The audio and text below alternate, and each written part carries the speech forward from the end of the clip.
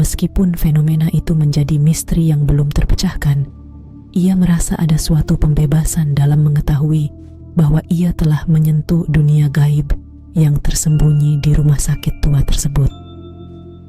Cerita ini mengajak kita untuk merenung tentang keberanian menghadapi yang tak terlihat, dan bagaimana setiap jejak kaki gaib bisa menjadi bagian dari cerita yang menggetarkan di balik malam gelap.